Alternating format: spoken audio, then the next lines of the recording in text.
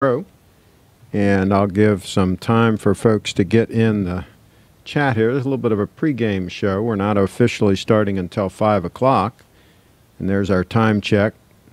We got a few minutes before 5, and I'm going to pull up the live stream here on my... Give some time for folks to get in. There it is. Pull it up on my iPad here in front of me so I can keep an eye on the comments there. And we're going to have a really cool show. Carlos is going to be joining us and talking about some nautical themed content coming at you. That's for sure. And Ray is in the house. Ray's in the house early. And this is the pregame show. We're going to start at 5 o'clock. And again, there's a time check. Ooh, that little Grand Seiko smoothing along there.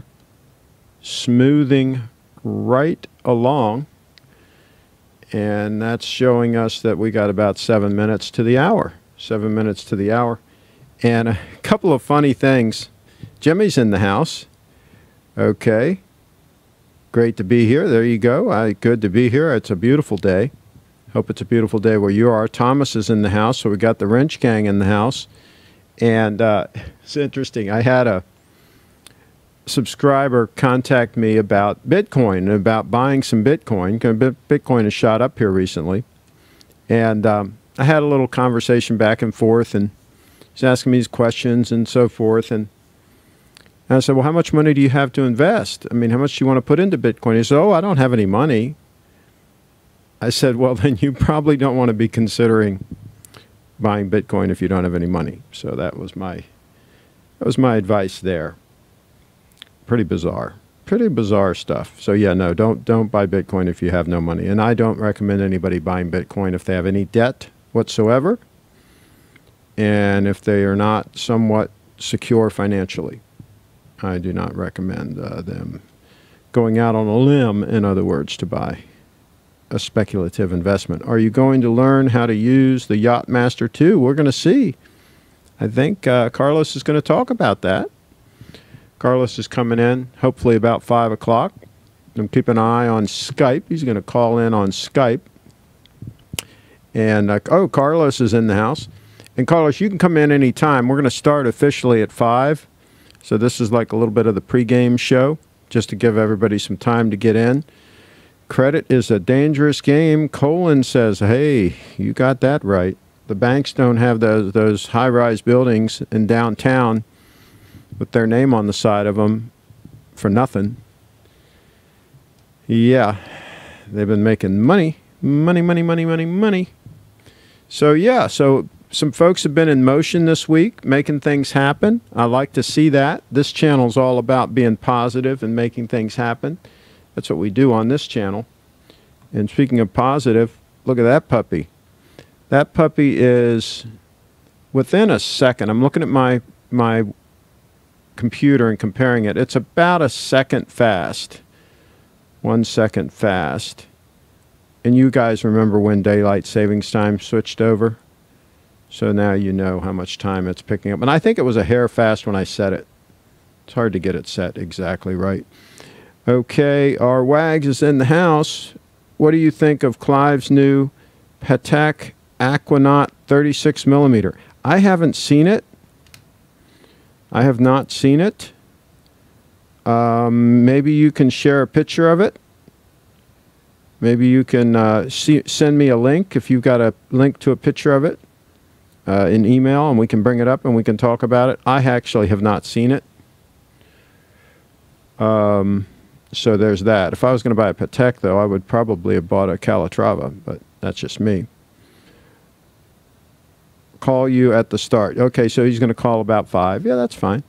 And so Bark and Jack.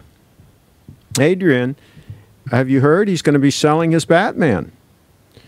So folks that want the original Batman with the oyster bracelet, which he says is a better watch to have, and the price is going to go up and all this, I would rather have the new watch with the new movement and the Jubilee bracelet. I think it's stunning.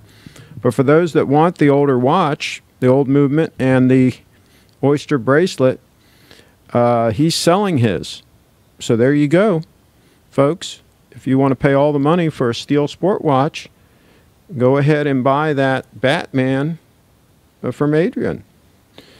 And that's just, he posted it on Instagram a little while ago, and so it is up for sale, folks. It's a big advantage that he has. He might be able to sell that watch without having to pay a middleman, without having to consign it to somebody and pay a percentage and all that, without having to sell it through eBay and pay their cut and all that. If he can get somebody just to wire the money to him and then he sends a watch, that way there's no middlemen involved, and he'll get all the money. All the money. That's a good deal. It's a good deal. Somebody wants that watch. Better step up. It's for sale.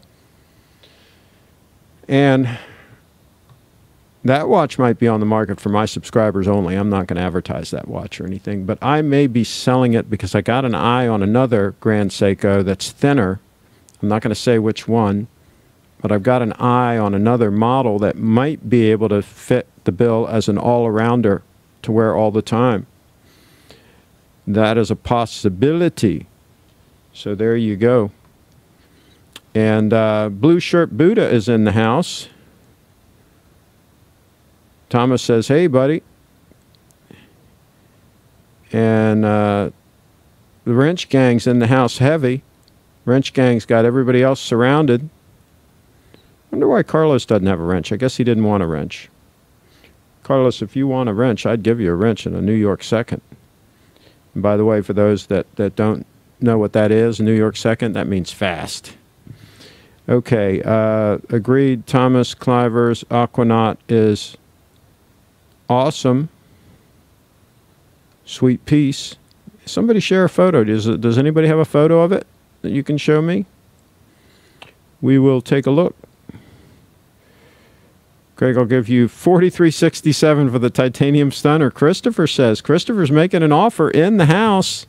I don't think I'll go that low. Mine is probably the most accurate one that we know of. I mean, it's just super, super accurate. So, no, I don't think I'll go $43.67. But thanks for the mention, Christopher. Absolutely, thanks for the mention.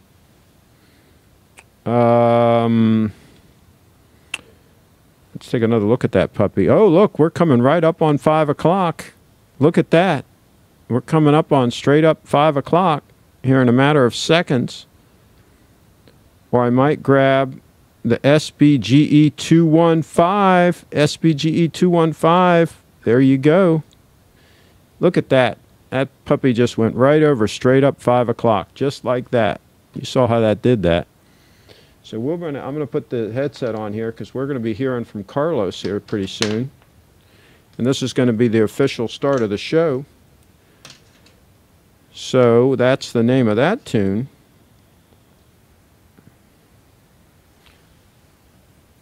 Getting ready for Carlos to call in.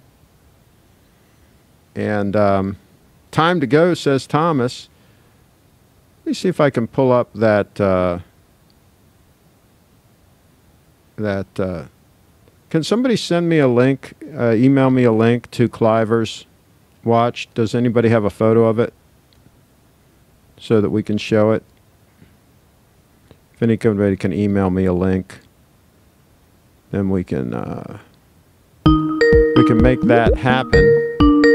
Meanwhile, back at the ranch, Carlos is calling in. Carlos is calling in. Okay, so Hello, Craig. Yeah, go ahead and turn on your camera. Yeah. And by the way, folks, notice I got a different camera shot for my Skype feed. I hooked up a different camera so it's more straight on. And you can even see my little Bible here. My Bible is here handy. So if I need to swear anybody in, if somebody comes on the show and I need to swear them in, I've got the Bible right there ready for that purpose. So Carlos, turn on your camera. There we go. Oh, look! Hello. Look at this. All right. Look at that. Is that a Tilly hat? Yeah. It's okay. hat. There you go. I love those hats for traveling. For traveling. Yes. And it's got the strap that goes around the back too. Yeah. Show them that. Show them how the strap goes around the back of your head also. Oh, you don't have it down there. Okay, yeah, it can. You can pull it Yeah, yeah, down. yeah. I have it. I Yeah, have it. see, and you can. That's right. And so that way, the hat doesn't blow off from either direction. If the Yeah, wind is blowing, it keeps it on either way. So that yeah, was a really nice detail. That like a lot of the boonie hats just has one strap underneath, and then if the wind yeah. comes from behind you, the hat Hmm. can still blow off. Whereas a Yes, Tilly hat will not. yes. It's great hat. It's quite funny what you can read on the underside that Oh it's yeah, a kind of life warranty. exactly. All Yeah, and I have reviews of them on my channel. I've got several of them that I've reviewed, and yeah, I've got that same hat, that same yeah, color with the green underneath. I've got yeah, the exact same hat. yeah. Also, it's very nice that you have the pocket here, Storage, yeah, and you have something. You have a pocket here, and you have something to have your sunglasses. And I really like it. yeah. And also, It's well yeah, designed. It really is. The original gentleman Tilly that had designed it specifically for travel, yeah. and he nailed it. He really got it right. I've got 3 or 4 of them. I've got one that is made of hemp. I only have one. I am removing the sailing gear. Oh, there you I go. was using as a decoration. Now you No, actually use that for sailing. You actually use those yeah, gloves so that you don't get rope burns and things like that. yeah, really, it's great. Apart from that, I think that the green underside also removes some reflex, and yeah, it really is perfect for sailing. Yeah. Also, having the possibility of let's say uh, putting putting the sides on the. I really like it. I only have one. I have to say that I rarely use hat, only for sailing. Hmm. And well, in fact, I have a very good Panama hat that I purchased. But Panama hats are made Yeah. in Ecuador, Yeah. and I went to Cuenca. That is the place where they do the hats. And I purchased, in fact, a good one that I have never used. Yeah. Oh, I've got a couple of hats I don't wear that Yeah, often too. I've only got a yeah, couple hats that I actually wear, yeah, but yeah, the Tilly is one of them. The Tilly comes in handy a lot of times. yeah, yeah. So Ben, a couple comments in here. Ben Layett says, Craig, don't sell. You'll never get a spring drive that accuracy again. It's not far off the accuracy of the 9F. I hear you, Ben. It is an accurate piece. Trust me, the next piece I get will also be accurate, but I can't say what it might be because I want to surprise everybody if I get it. Let's see. Ray says, what are Carlos's sunglasses and retainers? I don't know what he means by retainers. Yeah. Oh, to hold In it fact, like that, the strap. Okay. yeah, yeah. I think it's a brand of sunglasses that I know that these are considered for sailing, and the Okay. strap is part of the. It It, can, it, the it was strap included the with the strap came with with them. Okay. yeah, yeah. They came in a neoprene Yep. in a neoprene case like this. Yeah, very good What for does it say? What's the sailing. name on the side there? I think he wants to know what they are. Uh, Dirty dog or something like that. Dirty dog. There you go, right there. There you go. All right, you should be able to Google that and figure out how to get those sunglasses so you can be cool like Yeah. Carlos. These are rarely I use sunglasses, very rarely, and I use these sunglasses only for sailing. Sure, sure. Usually don't use sunglasses. Yeah, yep. Yeah. Now, even when you drive, you don't have when you drive? I have sunglasses in the car in case that I will need it, but rarely I use them. Okay. Rarely. Only Well, you're only young. driving. You're still a And young man, so your eyes are not as sensitive as we get older. We need more help with things like yeah, that. no, So, but I used to have a great sight, great. Now since I think 3 or 4 years ago, I need to have reading glasses all around me. I know that I have a very, very, very little astigmatism. Yeah, I'm the Uh, same way. yeah. Sometimes, in fact, I am feeling less comfortable driving, but more the problem I have more at night, especially if it Yes. rains. I have the feeling of that the glare and that thing. But That's what starts happening. Those are the indicators that you need to look at glasses and things like that. I have yeah, glasses that I use for driving. I've got two pairs in the car, one that are just clear for at night and one that are sunglasses. And I keep them in the car at all times, and I use them strictly for driving. And clear, but one nevertheless they are clear anti-glare. yeah, Reduce the yeah, glare. they are. They're actually the kind that would get dark in the sun also if you took them out in the sun. But I usually use them at night, and they're pretty clear, at night. They don't, and they work good. And they're aviator frames, and like I say, I've got two pairs in the car. One pair are just straight up for driving in the sun. They're sunglasses, and they're really good at cutting all the glare and all that stuff. Yeah, yeah, They yeah. do a good job, but I can see without them. I mean, like right now, if I took these off, these are reading glasses, but I can see distances pretty good. Yeah. It helps a little bit to have the glasses. I'm like right where I just need a little bit of help with distance, but with reading, I absolutely need them. And that started when I was about 44 years old. Was when I started needing the reading glasses. Yeah. In fact, currently, every time that I go to US, I purchase one on the pharmacy, but I use the typical Foster Grant, or I don't know, the ones that are common on the pharmacy, and I usually use plus 1.5 for reading. But only that. Okay, so what are we going to talk about tonight? Okay. The thing the other day we were talking about the submariner thing and the diver watches, and I gave my opinion about that, and as I told you, I think I think that could be of interest for the channel to have, let's say, a different point of view of the let's say the boat watches and about that kind of thing. Okay. Now, one other thing, we got another comment here in the chat. Colin Scotts asked Craig, what's better for riding a motorcycle, wayfarers or aviators? Well, wayfarers, I will tell you, channel the wind around your eyes a lot better than when the wind, they really do a good job. Like when I was on the boat, I used to often wear wayfarers because they channeled the wind around. Now, if you're riding a motorcycle and you've got a windshield, or you've obviously got a helmet with a shield on it, it's no big deal, right? But if you're just trying to go and just ride naked to the wind, I mean, the wayfarers are going to do a much better job than the aviators. Absolutely.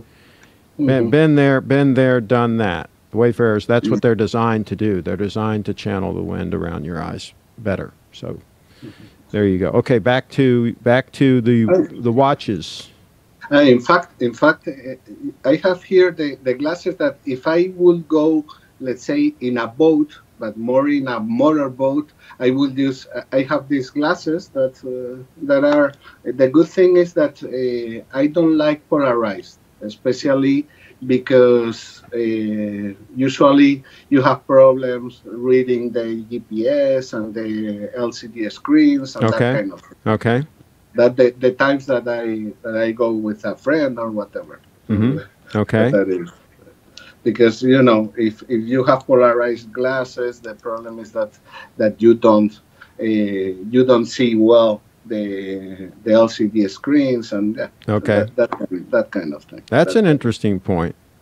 Yeah, it's something that you have to take consideration. Also, it's a good idea. In fact, when you are in a boat, having polarized glasses too, because sometimes you have to do some things like anchoring and some things like that could be useful to have. Yeah. To have the polarized glasses. Yeah. In fact, it's typical if you are helping on the boat with the anchor and that kind of things, or going through a, let's say, low passage. The good practice is to wear polarized glasses, at Okay. least for that Thomas, activity. Thomas has a question for you. I saw you asking last night about selling your Daytona. Are you considering a Patek? Yeah, really, I am. I think that I have it pretty decided. A Calatrava? Yeah, I think that I am going. The thing, uh, really, the last conversations that we had, I think that helped me to have a bit more clarity, because yeah, I have been fortunate of having that Daytona at the price, Mm-hmm. at the 80 price, Yep. and but this really. And it was something that I really wanted to like, but I really, honestly, I have problems with the reliability of that watch, and I don't feel well having that locked It's in the really, safe. it sounds like it's really not that useful to you.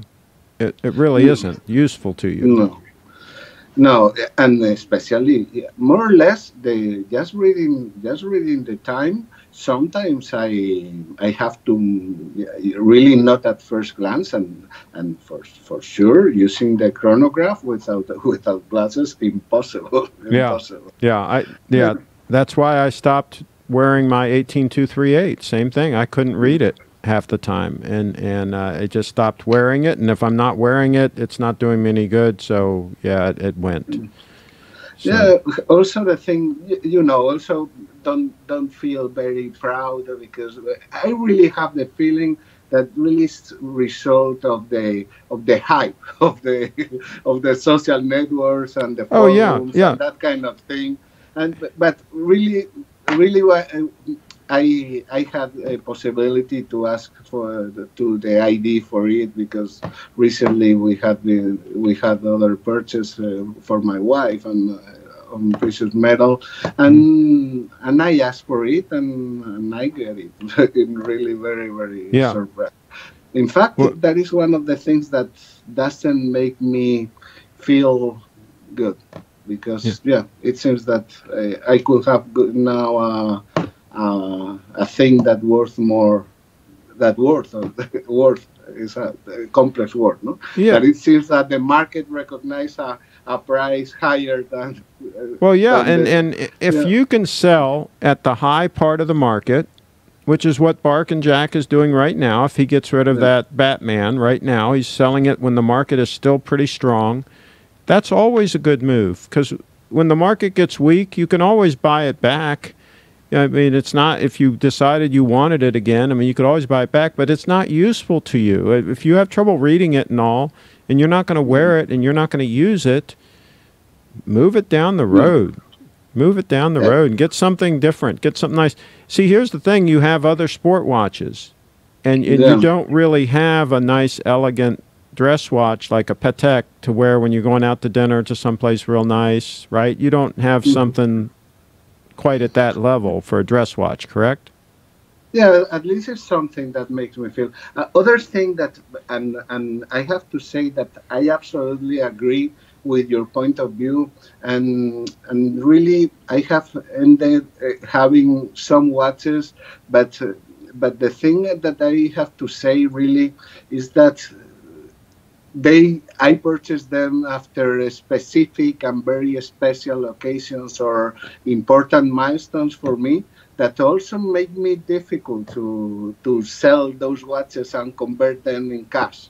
And Mm-hmm. that is really thinking on the thing, and thinking on the hype of the Daytona. The other day I was thinking, what really I would like to have, that instead of just converting the Daytona on cash, and at least maintaining, let's say, the physical connection to the Mm-hmm. to the milestone or the thing that happened. In the case of the Daytona was a gift from my family, as from my wife and my Mm-hmm. and my children, for my 50th birthday. Okay. I asked them, yeah, yeah, for sure. that thing will be lost. But I think that I will not mind on swapping it for a different physical thing. Could be a watch, could be something. Yeah. So ID guy is saying a sneaky Nautilus, maybe, Carlos. No, please, please don't get a Nautilus, please. No. That's an ugly watch. I hate to tell you guys. I would pass on the Nautilus. I appreciate Gerald Genta design, but in fact, someday one of the watches that I might be purchasing one day will be the Cartier Pasha. That is a watch that maybe someday I will consider the purchase. There you go. That's really and neither the AP Royal Oak. No, please, no. It's not my. Yeah, let's not buy any ugly watches, Carlos. You got great looking watches. You got a date 40 for gosh sakes. You don't need to buy, like somebody's talking in here about an Aquanaut and all this. No, you don't have to buy these ugly watches. You got good looking watches. Let's stick with the attractive. If you get a Patek, get a real nice Calatrava with a super nice flowing sexy case on it. You know, they make some beautiful Calatravas. So that's regarding that one out, I have this thing that I really love and like, and this really, from my point of view, will be, let's say, the Breguet thing. By the way, the other day I told that I have not been wearing it, but since the other day for the show, considering the topic that day, I've been wearing it a bit more this week. I have to say. I really like it. That looks nice on your wrist. It really does. It looks nice on your wrist. Yeah, now somebody's asking if you could show the Daytona. Is the Daytona handy? Can you show the Daytona? Really, it's in the safe now. Oh, it's in the safe. Okay. So, but it's a white. Yeah, you've shown it before. Yeah. Yeah. Sorry, he's got it. He's got it packed away. Now they say, please show us your date 40. That is here. Yes, that is here. Okay. I have that here. Oh boy, wow, you just talk about stunning, folks. I mean, you know, just stop it right there. I mean, that's just absolutely a stunner. I mean, how can you improve on that? I mean, think about it, folks. You wear that, you can wear it in any situation. You can wear it out on the boat, you can wear it in the hot tub, you can wear it swimming, you can wear it at dinner, you can wear it traveling. You can wear that in any situation. There's really no situation that watch is not appropriate, because it's white gold. It doesn't scream. You know, it's not super flashy. So you can really wear it in any circumstance. Whereas the yellow gold, I love the yellow gold. Don't get me wrong, but it is very, very flashy. It makes a statement, right? And sometimes you don't want to make a statement like that. And so this watch is ideal. This watch you could wear in any circumstance, really. In fact, regarding the yellow gold, I have an anecdote, and also I have, let's say, some familiar connections with certain watches that make me take that way. In fact, something that we had a lot of fun with my grandfather. He was really a great man, but it was really a character. The thing what was very typical is crossing him in Madrid, driving his car, and the view that you have from the back of his car. He used to have a white Mercedes, not a ultra expensive, but a nice white Mercedes, and he used to be driving and having his wrist out of the car, smoking a Cuban cigar. Okay. From the back, you see a golden date, yellow gold date with a Cuban cigar. Oh, good. There you go. Absolutely. Absolutely. Okay, so here's another comment by R.J. Lane. He says, it's incredible how many folks love the look of the Daytona but sell it soon after wearing it. I've seen the new black ceramic Daytona in person on someone else, and I was surprised at the small dial. Well, there you go. Well, it's a 40-millimeter watch with a bezel around it, so that eats up the real estate. Thomas Burnett says beautifully simple. He's talking about the date. Beats any. I love the size of the Daytona. And to be honest. MGR 1911 says beats any Gerald Gentle's design. Absolutely, it beats that. The date 8 trumps just about everything. RJ Lane, I love the white gold date 8. Blue Shirt Buddha and Simply Beautiful. The white gold puts you under the radar, says Wags. Our Wags, absolutely, totally agree. White gold for this watch is perfect. Thomas says agreed. That will never go out of style. RJ Lane says absolutely it will never go out of style. Date 8s are always in style. And Turkey Vulture says agreed. Beautiful classic. ID Guy, well done. Look forward to future vids. Feel free to keep challenging the Rolex Sacred Cows. Okay. All right, so there you go. Look at that. I like that look right now that we've got on the screen. We've got looks like all your dive certifications there in the background, and we got the date 840 in the foreground. That's look at that President bracelet, folks. You know that just trumps. Let's make this thing. That trumps any oyster bracelet at all. You got to get the date 8 in the shot a little more, though. It's out of the shot now. Get that date 8 up there. Yeah. Get the whole bracelet in the shot, Carlos. Move it up. Yeah, the whole thing. Yeah. Uh-oh. He said, oh, boy. Well, there you go, I folks. have something to add. Yeah, I get shit done. There you go. That's what I'm talking about. See, he's in motion. When you're in motion and you're making things happen, that's what RJ Lane says. Carlos, the influencer, passport ready for travel. He says he's got the passport ready to go. There you go. In fact, it's not a passport. It's the yacht captain accreditation from Panama. Okay, there you go. I do not have already Panamanian nationality. I am from Spain. I have been living here for now close to 8 years. Mm-hmm. In fact, now I am in the process of getting Panama nationality. Okay. Yeah, I like it. This thing. In fact, this mug was a gift from. Mm-hmm. I sent this Christmas mm-hmm.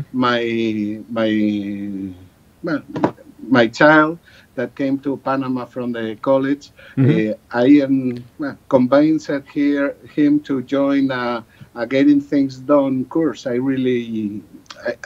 am practitioner, or that kind of methodology about organizing your schedule. Your absolutely. And they don't teach the young kids that. They don't teach the young kids to get things done. And if you notice the young kids, they all put things off. They always postpone. That, I'll do that tomorrow, right? And then they never get the things done. And you follow up with them, and hey, you were going to do that and this, that, and the other thing, and they didn't do anything. And that happens so often. It's not that hard. Success is really not that hard. The bar is pretty low. Most people don't get things done. They're not in motion. They're not making things happen. And so if you are doing all those things, you're going to be successful. It's not rocket science. Show us that watch closer up. I want to see the clasp. Bring that clasp in closer to the camera. And, look at that. Look at that, folks. And see, you notice how he actually uses that watch? That watch is actually in use. That's the way they're supposed to be. And look at that beautiful bracelet. Look at that clasp. Just take your time, folks, and take a look at that. That's a real watch there. You're not going to see any of those ugly watches look like that. Those ugly watches, they're going to look like ugly watches. They're not going to look like a date 840. That's all I'm saying. Study that a little bit. Study those lugs. See the lugs on that, how they taper nicely? See how thin the watch is? See how beautiful the bracelet is? See the shape of the case? Look at that. Look at the gorgeous shape of that case. It's not rocket science, folks, what it takes to make a beautiful watch. I don't understand why so many of these manufacturers make ugly watches now. I mean, you go to any of these channels and you look at the watches and all that they're showing, they're abomination, half of them, or 3/4 of them, or 80 or 90% of them. I mean, the vast majority of them, they don't look like that, folks. That's it. That's the watch.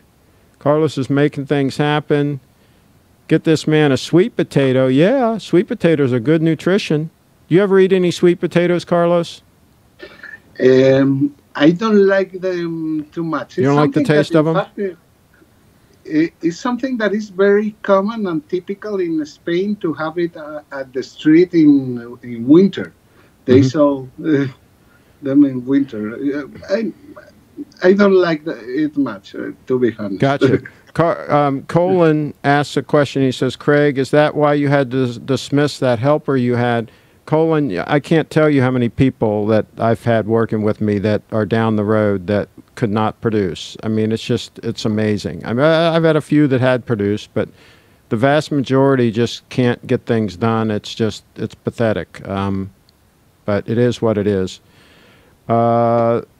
This needs an R rating, the ID guy. Yeah, that's heavy. That watch we were just showing, that's heavy-duty stuff, heavy-duty material.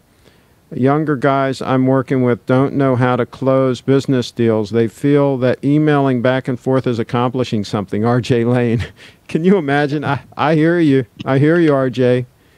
They can't close a deal. I don't understand. You got to ask for the check, man. You got to ask for the check. People will give you the check if you ask for it. I love the silver dial on the white gold combo. Is that called a silver? Is that called a silver dial, Carlos? I think that they call it like a silver quadrant or motif or quadrant motif or something. Something like that. Okay. Okay. Yeah.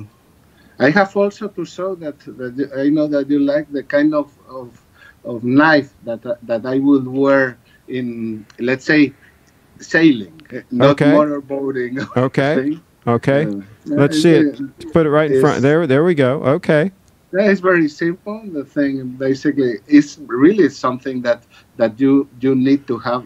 In fact, the other day I should have shown you the diver. Yeah. The divers. You got to get it lower. We can't see it in front. It's not in front of the camera. Yeah. Okay. There you go. Yeah. Excuse me.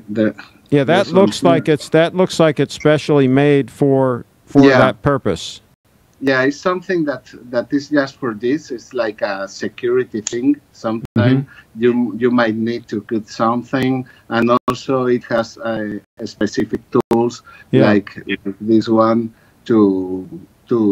this is to tight or untight shackles. Okay. And also I have this thing that is basically sometimes to a line that could be too tight. You use this to and also something very interesting for sure, to open a bottle. Sure, absolutely. You need the bottle opener. Yeah. And the now where was that knife made? Not I think it says on the blade there. Does it say on the blade? Wicker, I don't know. It's something for sailing. I don't know. Okay. France. I thought it said something like that. Yeah, France. Okay, got it.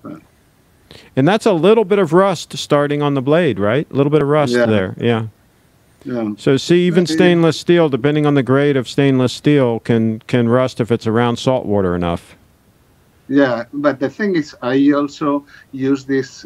One of the things that I use in the past, because I think that I used to do a lot of light sailing, and with light sailing, a lot of times you are into the water while you are sailing, or after a bad maneuvering, or you have a lot of splash, and it's something that that that you need to do. So folks, I like the way he just puts the Rolex right down on the table. You know, it just keeps doing his thing. I mean, it's just a watch, right? I mean, that's the way. That's what these watches are designed to be used, folks. That's what you do with these watches. You actually use them. You don't have to pamper them. You actually wear and use the watches. That's what Carlos is doing. There you go. He's got the date sitting right there on the wood on the side. You know, get a little tiny scratch on it. I mean, that is what it is. I mean, it gets little tiny scratches. It's called a patina. Over time, it gets those. And it looks stunning. Absolutely. It's going to be stunning 10 years from now. It'll be stunning 20 years from now. Trust me. He can wear that thing every day. It's still going to be stunning. That's the way it works. Yeah, but talking about that and continuing with the topic, I no way will use that watch for really sailing or light sailing or something like that. For that, well, kind even of if things, you, I use this kind of watches. Yeah. For sure. But I'm just saying, even if you did, Carlos, it wouldn't hurt it any. It wouldn't hurt the watch. Well, it depends. You usually are in a, especially when you are sailing. So if you are in a motorboat having drinks, without problem. But if you are really sailing or light sailing, you are really a lot of activity, a lot of also.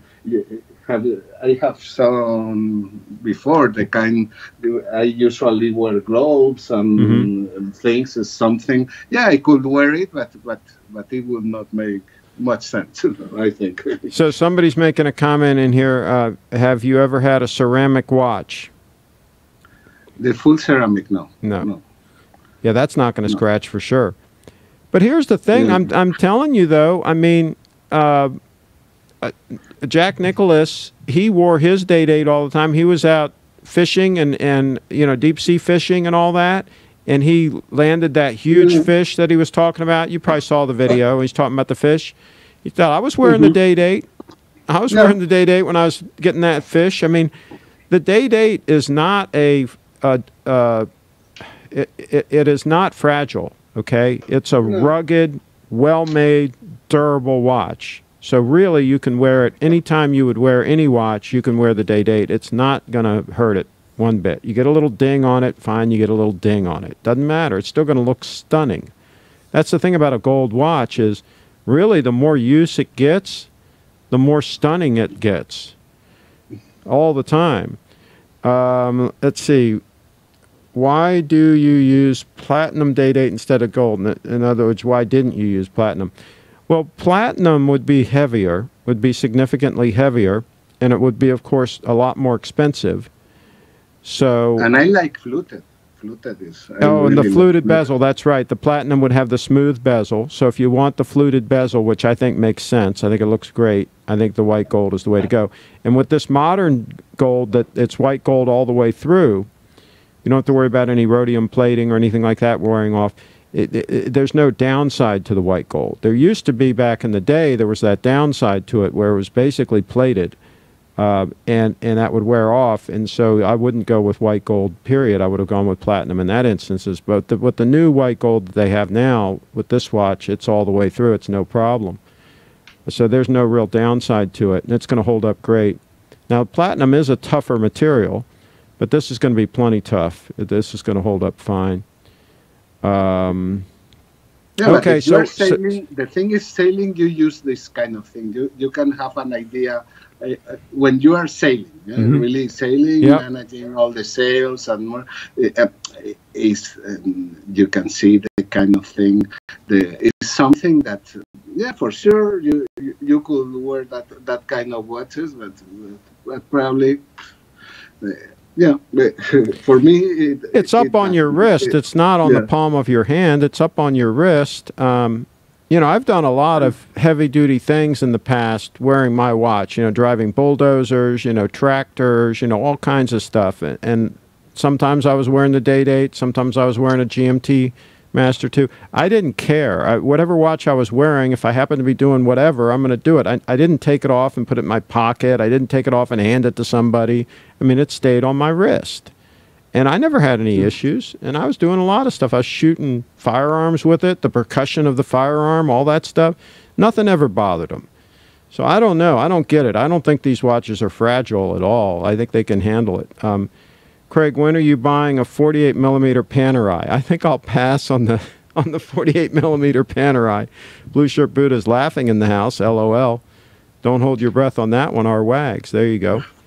Okay, so what else are you going to show us? What do we have to talk about here? Yeah, I think that we can continue with the content that okay. That really Let's do it. Consider. Let's do it. Yeah, the thing is, basically the thing that I want to tell is, I think that more or less all the people, all of us, know that. More or less the history of horology and the reason for really having precise watches and that kind of thing. And just out of curiosity, I am going to tell you that that things that you see on the movies, that you have the feeling that is something old, like using a sextant and that kind of things, currently it's still part of the safety equipment of a boat that is prepared for oceanic navigation. In fact, it's something that you need to do. I think that the airline pilots not anymore have to do it, because that is something that also people don't know, that airline pilots used to have also sextants and that kind of thing to have the position of the plane. And also just out of curiosity, I think that you know that probably the development of the horology and the precise watches that we appreciate, in my understanding, comes from the necessity for having a precise marine chronometers. And I think that probably some people will have seen or know the idea of the getting the longitude. And just out of curiosity, we still have to learn this kind of things. I am yacht captain, and I have the habilitation to do oceanic navigation, and I had to learn to use things like a sextant and to use this kind of books full of tables, full of things that you need to do all the calculations, a lot of things to do. Because one of the things that is interesting is that before having precise watches, before having precise watches, the way to know the time, if you are really far away, was measuring the angles between the moon and some of the stars. And that it was something very, very, very complicated. In fact, sometimes you learn things. In fact, I learned the method is something that is not in use anymore. But just to use that method, apart of having the nautical almanac, some tables like this book that is full of information and things, you need to have a very, very complex information, and the process is quite complex to get, let's say, an approximate time. What to me is amazing is that just using a sextant on that time, that was, let's say, very, in fact, part of the development of the navigation and the marine chronometers, bring with the improvement of the nautical almanac and all the tables. In fact, if you have been in Greenwich and in London, you can see that really close next to the place and the Maritime Museum, there is the observatory. Then it's very, very close. And I've learned to do this, long time ago, I was able to do these calculations. I will have to refresh, but considering the kind of equipment, and now we are using things like this. That is something that is interesting, just to show another point of view, of a marine chronometer.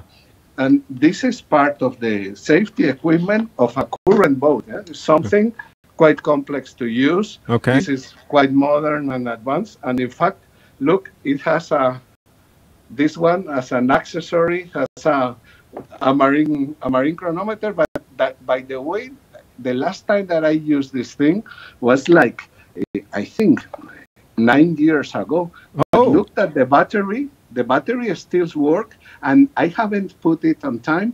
And this is how this watch has changed in 9 years. In fact, you can see that I understand that this watch doesn't have the year, and then is 2 days ahead because the leap year. Okay. Okay. And look how has changed. That time is GMT time. That it has changed. What is like 5 minutes? 5 minutes in 9 years. Okay. Something like that. Okay. Just out of curiosity. But it does say Saturday. It has SA for Saturday. Yeah. Yeah, it seems like because the weekdays it computates well the weekdays. Okay. Oh, sure, that's right. Yeah, but as it doesn't know the year. Okay. It has advanced to 2 more days. Interesting. Yeah. Yeah, now you made the term you referred to marine chronometer. What's the difference between a marine chronometer and a normal chronometer? No, in fact, basically, it's something. The concept is basically the same. There are specific devices. In fact, I can show one just to give you an idea. Let me close this thing. By the way, this is an artificial horizon that I use it to practice, because sometimes in the city you don't have the horizon to do the practices and the thing, and it helps you to practice to take the sighting. And a marine chronometer, in fact, it's basically a clock that you have. I have here one that someone gave to me as a gift. It's not authentic. It's not authentic, by the way, because I think that is the kind of things that you purchase on the gift shops. Sure. And you can see that it's quartz. Yeah. Sure. But I appreciate who gave me the thing. And in fact, you can see that it used to have a lock. Because in fact, this was one of the biggest assets on the ships. I think that in the beginning of the marine chronometers, the price of the marine chronometer on a ship could be like half or a third of the cost of the ship. Wow! It was something really ultra expensive. Gotcha. At the beginning. Okay. Now, in the beginning, what year would that have been? When? That is 1750. Oh, so they had chronometers even then? Yeah, 1750. I think that the Harrison clocks were from 1740s. And they were specially made to be on the boat? Yes. Also, you can see that this one specifically, it has a cardan suspension. Yes. Because the idea for sure, the important thing for the marine chronometers wasn't, for sure on the beginning when they were new or after service, they were very precise and they didn't go very fast or very low. But as the time passed, one of the things that was very common is that they took very clear record of about how the clock was changing. Then, for them, usually once they were not so expensive, they started to have more than one on the boats, and usually the best one always was the one that was more, let's say, predictable. Okay. They didn't care much about if it is 6 seconds fast versus 1, but it's consistent. Consistent, yeah. Yeah, that was the key, and Gotcha. that were the best chronometers. Yeah. And then for sure, nevertheless, they never touch, never while they are on the sea, they never touch or change the time on the marine chronometer. They used to have with a lock, and only something of absolute confidence of the captain would have access to the marine chronometer, only to wind it, only Yeah. to wind it. Yeah. Usually they use, this would be, let's say, the clock that is inside the boat. They usually had other that were what they call the deck watches, what they copy, let's say, the time from this, and they use that deck watches to the observations and to use with the sextant and that kind of thing. Yeah. and and the thing is really something that is for first thing, this kind of topic is not for people who thinks that the earth is flat. This Okay. is not be aware, because all these calculations, all these things are considering that we are in a ball, as they call Yes. it. Yes. Is this Well, the and Earth is kind of a little bit egg shaped. It's not yeah. totally round, Yeah, yeah, more. Yeah, it has a bit. Yeah, but it's absolutely bulging, minimal. bulging. Absolutely minimal. Yeah. And the thing is, the thing is, to have a clear idea of the position on the at the sea, Hmm. you have to use this kind of equipment Okay. to take or to measure the angles between the usually the horizon and one star, a planet, the Mm. moon, the sun, or something like that. Okay. The nautical almanac. And also there is a difference because there are different methods. For example, the way that in US you learn celestial navigation is very different than the way that we use in Spain. From my point of view, it makes much more sense to do it like in US, Hmm. because in Spain, the way that we need to use a scientific calculator, Okay. because we need to do lot of spherical trigonometry calculations and that kind of things, while in the US you trust in the nautical tables like this Okay. one, Okay. like this one. Think that, in my opinion, makes much more sense, because the scenario or some of the scenarios that you will need to use all those techniques, probably is not sure what could happen with an electronic device like a calculator. Okay. In the scenario having, let's say, the most common thing could be, and is something very rare, a kind of electromagnetic pulse from a lighting at sea or something like that, that Yeah, the make you printed the lose. printed chart is always going to be correct. I mean, Yeah. unless it gets wet or damaged or something where you can't Yeah. read it. Yeah. And in fact, something that is fun for me. I don't know if you have seen the movie that is Robert Redford alone in a ship, and he has a crash, and while he was navigating, and suddenly it happened to him, probably the same that will happen to me, is that suddenly you need to do all these kind of things, and he start to relearn all Oh the boy. procedures and about the thing. Is that movie But on Netflix? I think that it has been Okay. is something like Lost, and Okay. Yeah. something I think I remember is that movie, but I don't know if I actually watched it or not. it's quite recent.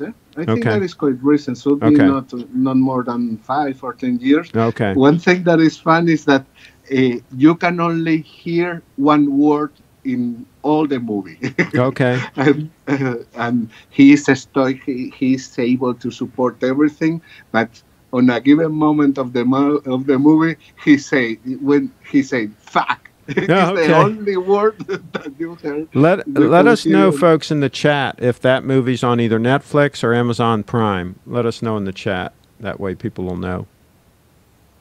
Something like Lost or something like that. Okay. He was alone in a sailing boat, and suddenly he hit a container, that is something that is quite, it's not infrequent.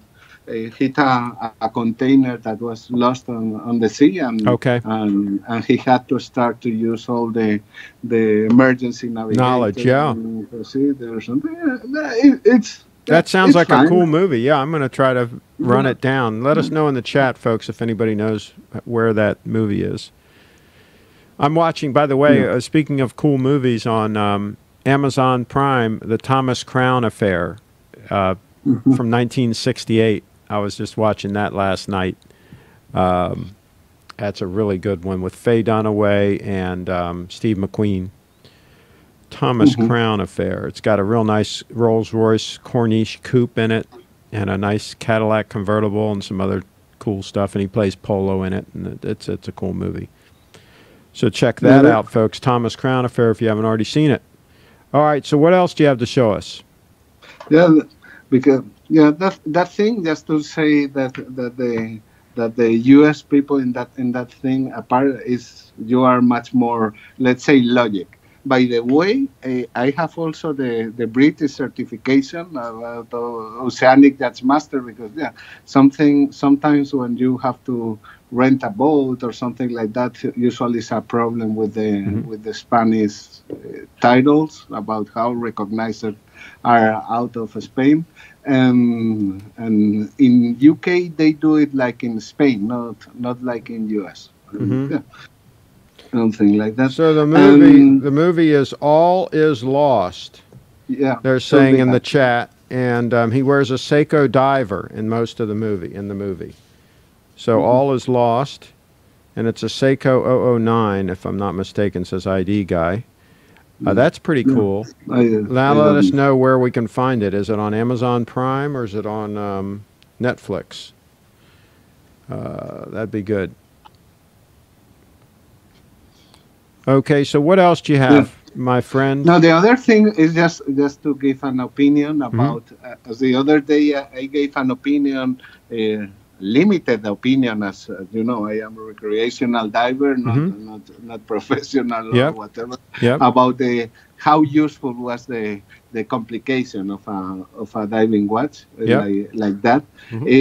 I have an opinion regarding the Yachtmaster, Yep. specifically the Yachtmaster 2. Yes. And the thing is, you know how does it work? Basically, the thing, how it happens. I had to look at the manual. I don't have Judge Master 2, Hmm. and no way I will have it, because let's say it's not my favorite watch. Yep. And it works is basically, originally you configure the watch for a countdown timer. Yep. It is from 1 minute to 10 or to 9, Okay. something Okay. like that. Yep. And the thing is, it's usually that is for really regatta, Yes. for sailing competition. I have done some, not much, but some, and I can have an idea of the utility for that functionality. How does work the nautical the jets racing? Well, basically, usually, originally, you have a rules or a procedure, and that. Somebody's trying to call me, but I just hung up on it. Yeah. Go ahead. And that procedure usually involves something like 5 minutes before start of the race, we raise one flag, and usually there is an acoustic, like a horn or something like that. And Hmm. the thing is, the functionality, how it works is, you set up based on that rule that you have for your regatta. And the thing is, usually you have a flag that is raised, and a horn, and usually, and the watch has also the possibility to resynchronize during the operation of the watch. Something that usually happens, because usually you are waiting for the start of the regatta, and usually you miss, or you are doing a lot of things on the boat, Hmm. and you are not full aware of that first signal. because you know Okay. that there are other signals after. Sure. Then you hear that signal, and more or less when you can, when you can start the countdown timer. Yeah. And the thing is, after that first signals, there are other signals that usually are two before the starting of the race, Mm-hmm. and the Yachtmaster 2 has the possibility to resynchronize to the closer minute and with the seconds. Then Okay. you know that you are on time, and the thing. That said, for that use, really the complication is great, because usually if you don't use or you don't have a specific, let's say, regatta or yachting watch, you will use probably two digital watches or something like that with Okay. two different countdown timers. But we are basically on the same situation that on that what happened the other day with the submariner.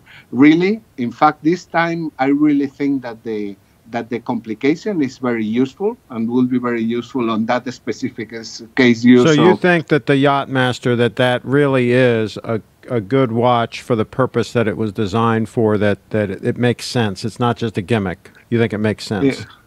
It makes sense for that purpose. Okay. And if you don't have that functionality of having the countdown and being able to resynchronize, you need to have two watches to do it. Okay. In case that you really want to be on the start line at the very, very, very specific moment. That, by the way, that is for professional sailing, the kind of sailing that I do. Usually, you are not so good to be able to be just on the optimum place Yeah. at the given time. Okay. But while the complication is great, that, in my opinion, I think that nobody will use that watch for that, for the reason that I told. Yeah, you really don't care to have that kind of expensive watch in an environment that you have a lot of hits, and you really can damage the watch. Well, but Then if the watch is good for that purpose, if it is designed and you say it works for that purpose, I mean, if somebody's got a multi-million-dollar yacht, they're not going to care about a $30,000 or $40,000 watch. It's peanuts to them. I mean, yeah, maybe it's all maybe. it's all relative, right? I mean, it's like Jack Nicklaus with his Day Date. I mean, it's just another watch for him. I mean, it was his only watch. I mean, and of course Rolex gave it to him. But I mean, he just wore it. I mean, it was just a watch for him. He didn't care that it was a Day Date. I mean, these people that are affluent, that are well heeled, a $30,000, $40,000, $50,000 watch or whatever is like us, like me, and having a $50 watch. I mean, it's all relative. Not so sure. Yeah? Not so sure. At least I think that there are a lot of kinds of people. People who I have met that are very wealthy. They are very, let's say, to the point of being thrifty. Oh yeah, I really exactly. think Yeah, exactly. Some of them, are very thrifty. That's right. In which case, they wouldn't buy that watch. But my point is, if they can afford that watch, and if it doesn't really affect their world, let's say they're worth $30-40 million or whatever, right?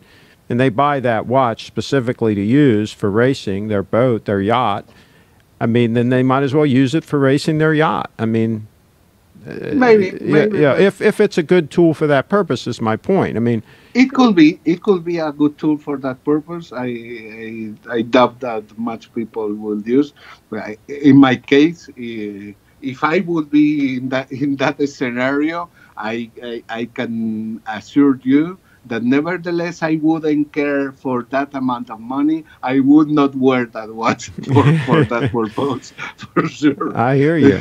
Okay, so here's I'm going to show I'm pulling up a picture of the Aquanaut, like the one that the Clivers got, and I'm putting it on the screen right now. So a viewer sent that. I guess I think he said that's not the exact watch, but that's a watch like his. So I mean, it's an okay looking watch. I mean, I wouldn't buy the watch, not on a bet. I mean, I don't know how much he paid for it. I'd like to have more information. Put in the chat if you know how much he paid for it, and then I can comment on whether or not it was a wise purchase or he should have gotten something else. But I mean, here's my thought process on a Patek Philippe that's trying to be a sport watch. I don't think it makes any sense. I don't think they're as durable as a Rolex. I think that if you want a sport watch, get a real sport watch. Get a Rolex, get a Omega, get a Grand Seiko sport model like that stunning diver right there on the screen. I mean, get something that's a real sport watch, not a wannabe dress watch that they tried to make into a sport watch. And it's not that attractive. I mean, shoot, I'd rather have a Submariner date than that on my wrist. I'd certainly rather have the GMT Pepsi on my wrist than that. So let's see. Nobody said yet what the 13,000. So for 13,000, he could buy a Yachtmaster 1, a 40 mil Yachtmaster 1. I would buy that before I would buy that Patek. Absolutely, there are other options, other ways I would go with that kind of money. I'd probably buy a GMT Master, a GMT 2, before I would buy that for that kind of money. So, I mean, the Batman, for gosh sakes, he's selling it, I think, for that kind of money. A 50 fathoms tribute. Mil sub, a 50,000 mil sub tribute. So anyway, well, what do you think, Carlos? No, in fact, I like that. I like that watch. The thing that I like of the Aquanaut. Yeah. Okay. Looking at it, never saw one on the flash, but looking at that picture, what I am liking and related to the topic that we were talking was that pattern on the dial. To me, remember to a globe, to Earth globe with the parallels and the meridians and. I mean, it's not a hateful looking watch. Don't get me wrong. I'm not saying it's ugly, but it's. I can think of a lot of watches for a sport watch that I would rather buy than that. If I'm going to buy a Patek, I want to buy an elegant dress piece. If I want to buy a sport watch, I want to buy something that's a real sport watch, that has the pedigree of a sport watch, that has the durability of a sport watch. I guarantee you, you take that watch and you bang it on something, and you take a Rolex and you bang it on something, the Rolex is much more likely to survive. I'm just saying. Yeah, that for sure. In my case, for that kind of thing with rubber strap, I think that I would prefer my Breguet. But if I would have the choice between that and the Submariner or GMT, I think that I would prefer that. But I agree with you that for sure I understand that probably the.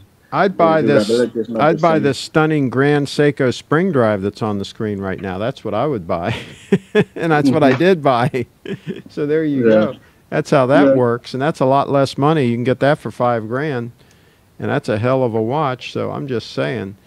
Let's see. ID guy says there are a lot of opportunities in the market, and a lot of choices and a lot of things. Probably a lot of people will consider me crazy for the idea that I am having of replacing the Daytona for the Calatrava. Oh, no. I don't think anybody would say you're crazy doing that. No, I think that's a smart move. Because here's the thing about the Daytona, Carlos. I can remember back in the day when they couldn't sell those things. They were sitting in the stores, and they sat there for months, sometimes maybe a year, in the 80s display, and nobody would buy them. They were not popular, okay? Now I'm talking early 1980s, late 70s, like 1978, that time frame. They just weren't that popular. Now, all of a sudden, they're all real popular. They've been hyped up because the Paul Newman thing and all that, and, everybody's got to have a Daytona and so forth. Well, that's going to come to an end at some point. And it's like musical chairs. And somebody's not going to have a chair to sit in, okay, when this all comes to an end. And I think that Adrian is making a good move. Bark and Jack is making a good move getting out of that Batman at the top of the market or close to the top of the market. I think he's making a good move, and I think anybody that gets out of their steel sport Rolexes at the top of the market here is going to be in a good way. That's what I'm going to say. Yeah, but for example, I really have to say the thing I had the situation regarding readability that to me really was something sad, but I have to say that I really like it. I really love the size. The size is perfect for me for the Daytona size. I like the It's case, not too. the It's latch. not too thick. Yeah, it's not too thick. Yeah. Basically, I think that is basically like the date. I think. And the Basically, case has a very nice shape and everything. Yeah. It's not like the Maxi case. It's a very elegant shape. But you can get that by buying a Yachtmaster one, you know, a normal Yachtmaster. That has a beautiful case on it, right? I mean, you don't have to buy a Daytona to get that beautiful case. You can buy a Datejust. You can buy a Date 8. You can buy. They have a number of watches that have that elegant case. So yeah, but the dial is really nice. I really like it. I really like it. The problem is that I have a problem using it. It's busy. It's busy. I mean, in a watch is designed. You're supposed to be able to glance at a watch, and a split second and read the time. That's the point of it. If you have to sit there and think, oh wait, what's this? And you know, if you have to hesitate and have trouble reading it, I don't see the point. Now, unless you need that stopwatch functionality. If you're a race car driver and you want to have that stopwatch, or you train horses or whatever, and you want to have that stopwatch on your wrist, I mean, I can see it absolutely if you need that. But absent that, I don't get the whole thing. But that's just me. In fact, you know, one of the things that is making me sad is one of the I like motor racing, and I really root for Fernando Alonso for sure. Okay. And now that Fernando Alonso just got 2 Daytonas on Le Mans and in Daytona, it's the point that it's making me a bit more reluctant. I hear you. We got another comment in here. One good thing about the Nautilus, in a split second, the observer can tell you spent a fortune on it. I would disagree unless you get an 18-karat yellow gold. If you get something in 18-karat yellow gold, like a Date 8, for example, an 18-karat yellow gold, that screams money to people. Even people that don't know watches can tell it's a real 18-karat gold watch because it doesn't look like a plated watch, trust me. It doesn't look the same. When that sun hits that 18-karat gold, it's insane, okay? And so if you want to make a statement, buy yourself an 18-karat yellow gold Date 8. Don't buy yourself a Nautilus, because most people aren't going to know what it is. Watch people may know, but most people are not watch people. Anybody is going to know a gold Date 8 when they see it, that it screams money. They may not know what it is. They might not even know it's a Rolex, but they're going to see something, an expensive piece on your wrist. Now, if you want that, that's what you get with that watch. Trust me. Been there, done that. But they're not going to know what any Patek is on your wrist, really. They're just not going to know what it is. Unless it's 18-karat yellow gold, then same thing. It's going to look striking, and it's going to make that statement because it's a big hunk of gold on your wrist. That's how that works. So what else on the topic do you have before we wrap up? Not much to say. I don't know if it's a question or whatever, or curiosity or whatever. But not much. Not much. Only. I think that this is enough. It could be much more complex, the thing, and I have the bookshelf with a lot of things and instruments and things. I think that it's good enough. Okay, well, we can always, if something comes to mind, you can always pop in and we can always talk again about it. We got a couple more comments in here. One about Adrian selling his Batman. I don't think that Adrian would sell if he didn't have to. He is moving to Scotland, so I think that he needs to free up some cash for other things. Uh, and then there's also the comment that he has the Kermit, so it's redundant. Yeah, here's the deal. I mean, if he's in a situation because he's moving that he has to even consider liquidating the watch, in my opinion, it means he's got way too much money in watches. Watches are luxury items. They should be bought after everything else is taken care of. And if you're not in that situation, if you have a big chunk of your net worth in watches, that is very risky business, folks. Very risky business. And I would not recommend it. So that's my 2 cents worth on that. What do you think, Carlos? What do you think?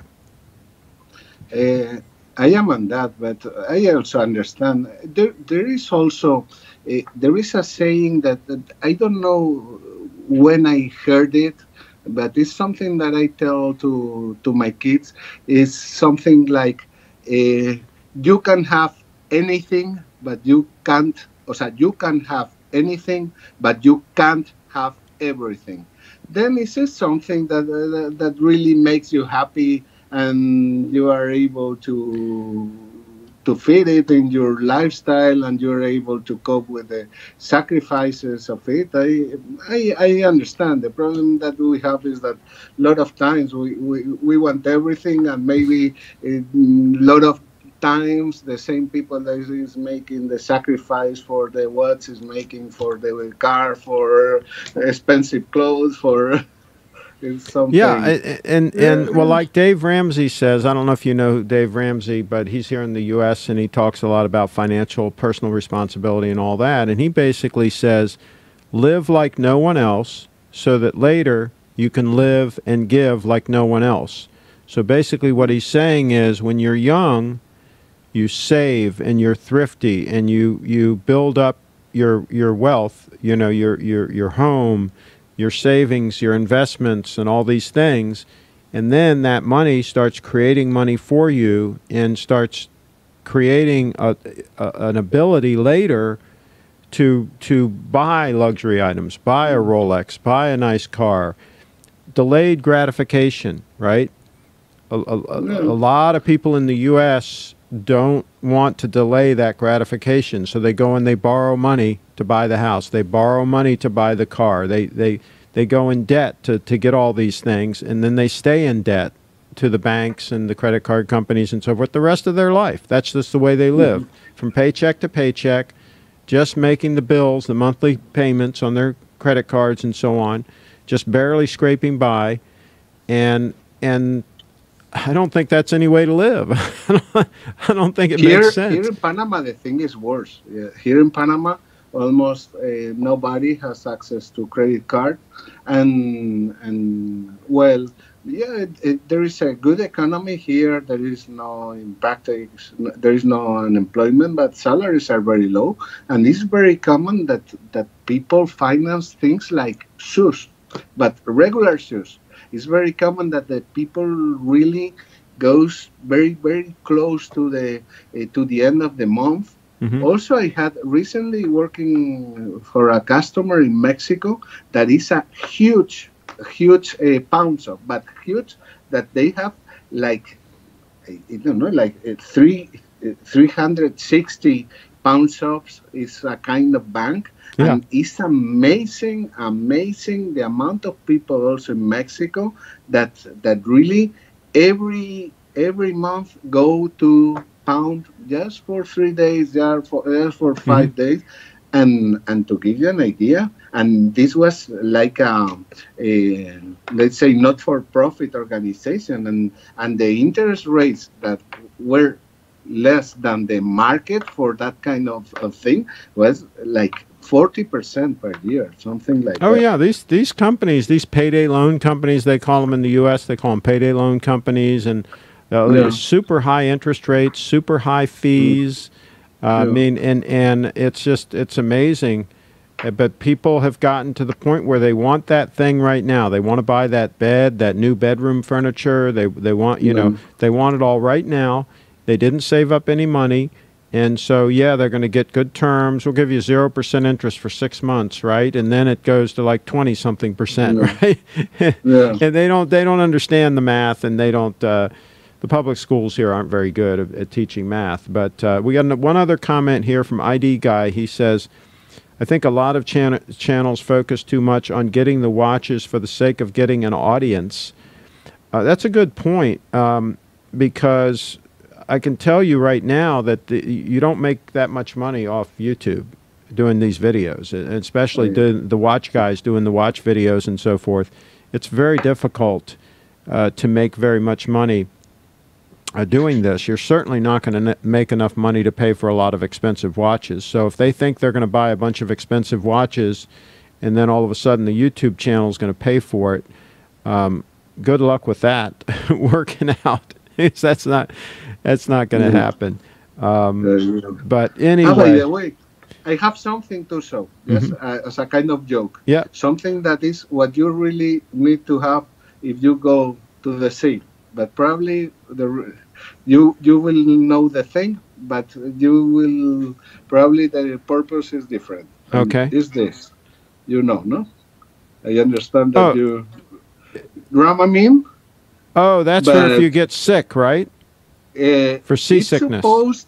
It's supposed to be for that, but for example, in my case, I never get seasick. Okay. But I always have the Dramamine. Okay. And the Dramamine is for me, curiously. The thing is, just a kind of joke.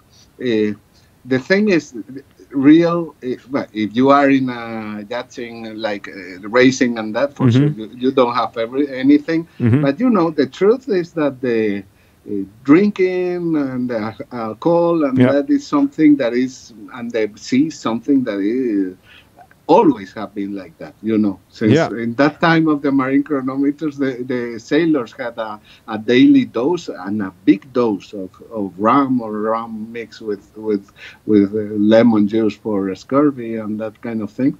And a friend of us here that if people drink on the boats all around the world, you can't imagine how there is a thing in Panama. Really, people they do it here too. Trust me, they go out on the boat and the first thing they do is start drinking. That's normal up here. Yeah. I'm not that far from Annapolis, Maryland. Annapolis is big sailing town. Yeah. And the thing is, someone, a friend of us, suddenly said, "What happened to me? That when I go in the boat, I don't have hangover at the next day." And in fact, it's a she, because it's a woman, and using a kind of scientific method, try to do things. And the thing to not having hangover is this thing. Absolutely. Well, and the other thing is a lot of people get dehydrated, and that's why they get headaches, because they're actually dehydrated. And so if you drink enough water that night, you got to remember to drink a bunch of water, because the cushioning between your brain and your skull, what cushions your brain is the water, the moisture. And if that gets depleted, you get that headache and you get that ringing sensation, and when you slap the side of your head, right? Because that moisture that is around your brain is depleted because you're dehydrated. So that alcohol does that to you as well. But there you go, folks. There's your tip. You're going out sailing and drinking and having a good time, you youngsters. You got to bring some Dramamine. It works in land too. I can. Yeah, absolutely. Yeah. So we got another comment here. Carlos seems like a nice person. I'm sick of looking at watches as investments, not being able to wear your Rolex anymore because you're afraid of it being scratched or dinged. I agree. I hear you. It should be something you want to wear and enjoy. We'll cut to my diver right there. We'll show it off a little bit. Even if the insurance pays, good luck getting that sub again.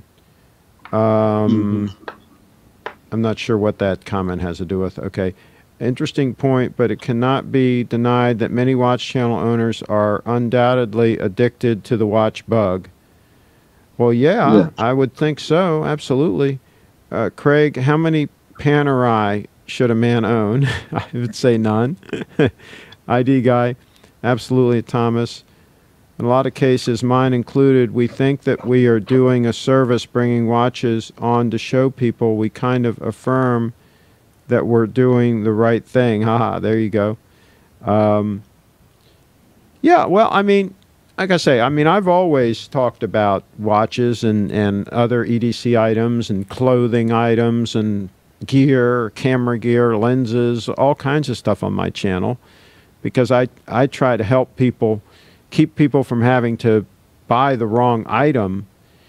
Like sometimes I've had to go through 2 or 3 different wireless mic systems to get the system that I really find that works, right? And so I want to tell my subscribers, okay, this is the system that works, so you don't have to buy these other ones, right? So that's a very good service for people to do, to share equipment or things that actually work and actually get the job done, so that we don't have to waste money buying something that isn't going to be sufficient. So that's a good thing. But I think these people encouraging people to go out and buy a bunch of watches because you're not a real watch collector unless you have these 6 watches, you know, for example. I think that's doing a disservice, and I think that people that can't afford it are getting overextended and buying watches they just don't need. So I'm never going to suggest that people need 5 or 6 watches. I'm going to suggest you need 1 or 2 watches that really get the job done for you, and wear them and enjoy them. That's what this channel's about, is using this equipment and getting the most out of it. Yeah, but it happens to everybody, and to me it happens too. The thing also, sometimes you get the beat of the watch mania, and you really just looking for the occasion or the justification to do the thing. We're going to try to bring you back. We're going to try to bring you under control, Carlos. We're going to try to manage this. Let's start by liquidating that Daytona. Let's liquidate the extra watches that you have right now that you're not wearing, okay? Let's look at the watches you're not wearing. Let's get them liquidated. And then let's, as the old carpenter used to say, he used to say measure twice and cut once, right? We're going to say let's measure 7 times and cut once before we buy that next watch. Let's make sure you really get the next watch that you really want and will really wear. Yeah, for sure. But I am not going to liquidate. I will do the swap. As I don't want to increase the stock. And if I finally take the decision, but by the way, that decision will be very, very short. In fact, I am already in contact with some dealers, because being in Panama, to me, it's very difficult to avoid the middleman without a big of hassle. And probably I would not. Maybe in a week the thing is done. We will see. Well, and if you need somebody you can trust to help you liquidate the watch, Steve would be able to work with you. You can absolutely trust Steve. I can vouch for. I contacted him. Yeah. I contacted him. I did not already have an offer, but I have contacted other dealers, that ones that I already work, and also someone, a reputable dealer that is in the area that I am going to be, and the offers are good for sure. I am leaving some money in the table for sure, but consider people have to make money, and to me, really here I cannot sell here a watch. Sending it by email or a kind of courier is a mess, and now the AD that you bought your gold your date 840 from. Yeah. Would he be interested in buying the Daytona? Yeah. I have a good offer for him, and then for sure he will get his reasonable margin, and for sure. Probably anybody that will hear me says, yeah, this man is dumb. But yeah, the thing is, people who live in developed countries with big markets, that is something easy.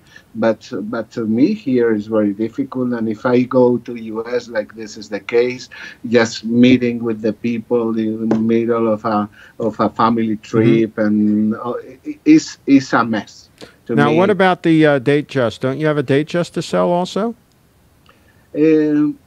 Yeah, I have it. If I find something to to swap, or I need, because I changed the objective, and because what basically I have seen is that more or less the Daytona and the Patek is more or less around the same order of magnitude, and and and and Do I. you have the Datejust handy? Is it? Can you show it to us, or is it Uh, locked away? I I can get it in a minute if you want. Do you want? Are you thinking about possibly selling it? I might be selling it if If you're I. thinking about possibly selling it, let's show it just in case anybody might be interested. Because No, you never know, they might be interested, and they already know what the Daytona looks like. no.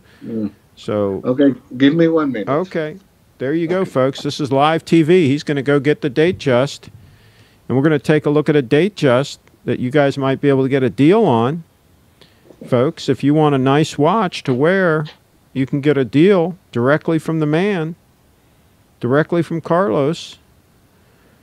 This is what we're talking about. Let's take a look real quick at a time check. There you go. That second hand's just marching right along, just smoothing right along. No clicks there, folks. It's just stone cold smooth. Just going right on around. Let's see. Never wore another GS. Got this one yesterday. Somebody got a GS, huh? SBGR 311, watch doctor in the house.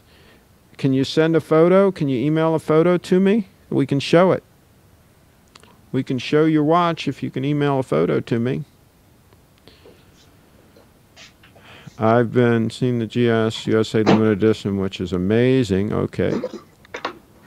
I hear Carlos coming back. We'll cut to him as soon as he's got that watch ready to show.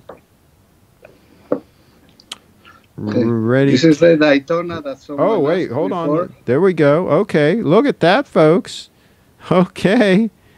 But look, when I tell you that I really hardly have used it, look how the clasp is. It's like new. It's I'm very lean. Well, absolutely, is I have used it so little that I feel bad.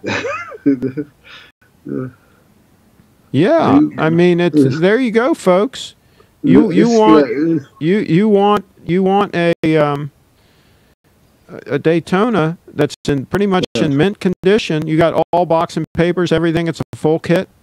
yeah, for sure. Full Yeah, kit, I am the full kit. original He's one. the original purchaser. And there you go, folks. Let's show it one more time on camera here. ID Yeah, guy says, but the thing is very complicated regarding if someone really is in San Diego or LA area or something like that to do that thing in person, maybe. But well, if they wire you the money, Carlos, then you can send them the watch. Once the wire's cleared, it's done, right? I mean, they can't resend a wire. Once your bank confirms that you got the money, then you're good. yeah, but I think that also probably nobody will be comfortable paying that kind of money to a bank in Panama or whatever. I think they know who you are. I don't think they'd have any problem dealing with you. Yeah, but yeah. Carlos, what would you ask for the Daytona? David Williams is asking, and this would be a direct sale, no middleman commission, direct sale. The kind of offers that I am receiving from very reputable dealers are between 19 and 19.5 for serious people. And I don't know if would be about over it and with people trustable doing in person or something. Yeah, but something.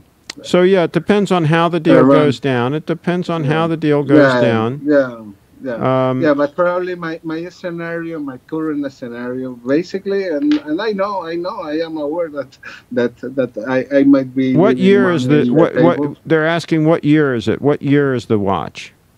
Now it has less than 1 year. So you bought it. You bought it a year ago, basically. In fact, to give the idea, I asked for it on the AD like in April, by the end of April or something like that, telling that I would like to have it for my birthday that is in August. And I received it. I don't know.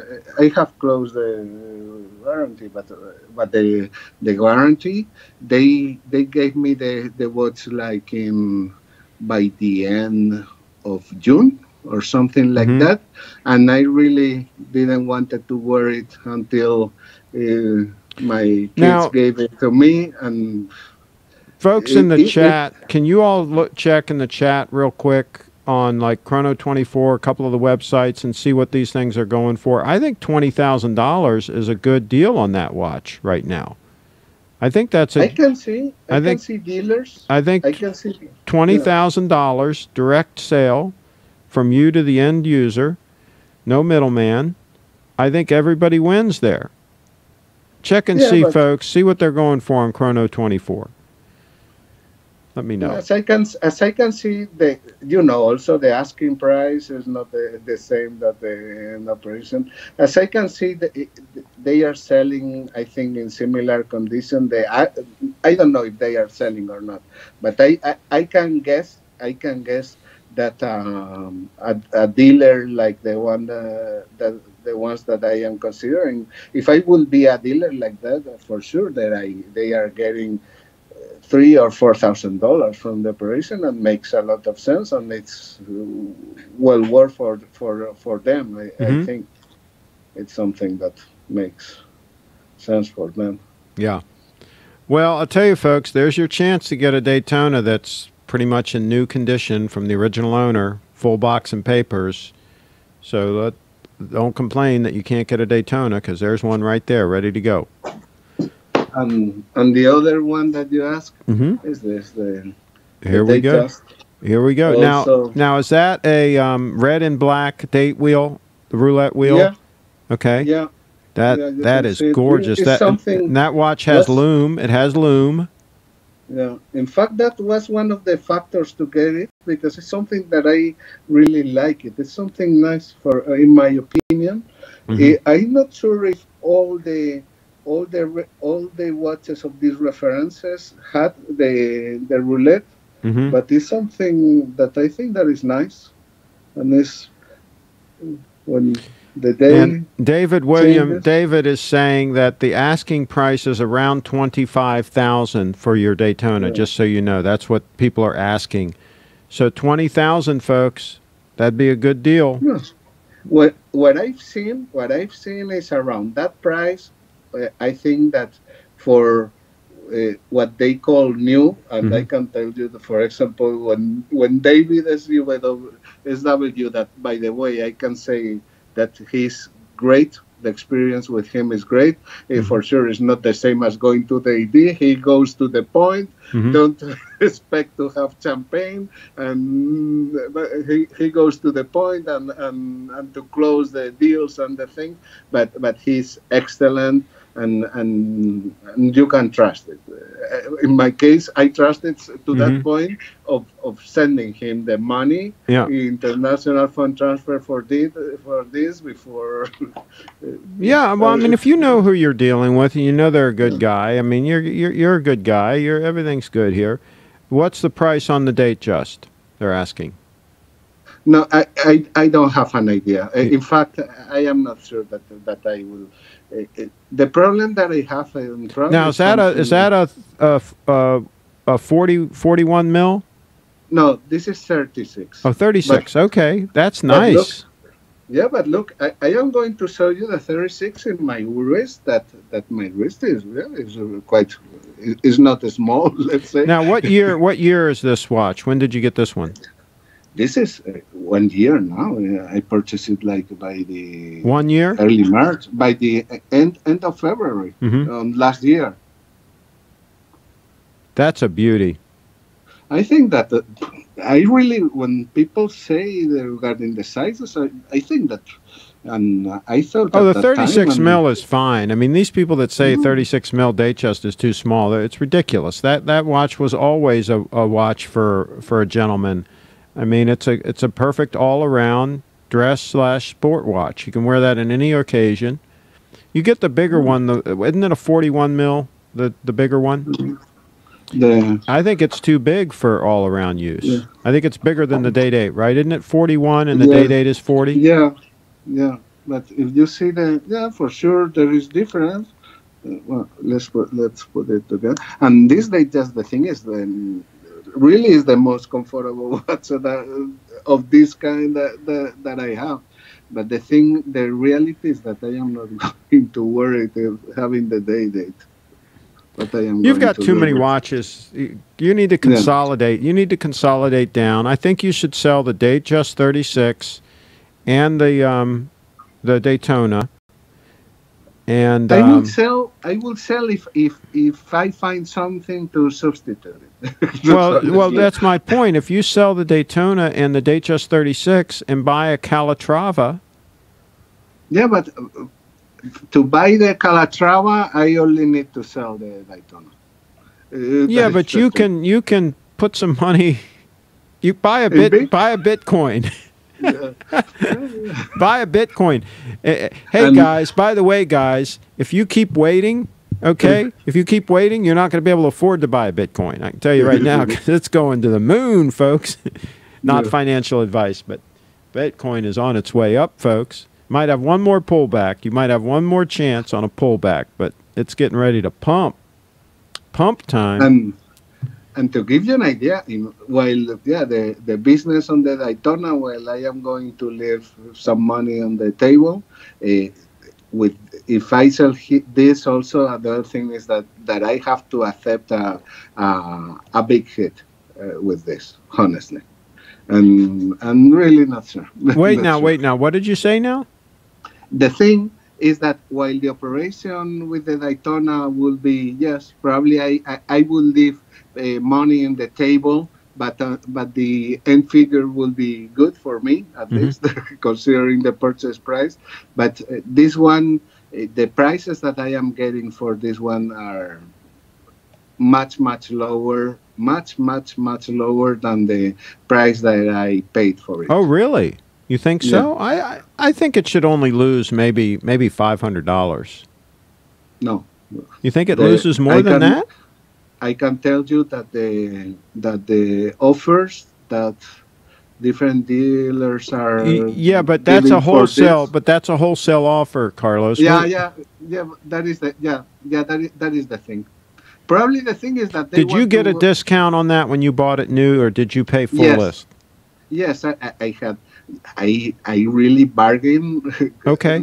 So if like you like got a say discount, Archie, if like a bitch, but gently and politely. But I have a yeah, let's say I don't know. I think that I get on this close to 20% of discount or well, what something did like that. you? Let's start here. What did you pay for the watch? How much did you pay for it?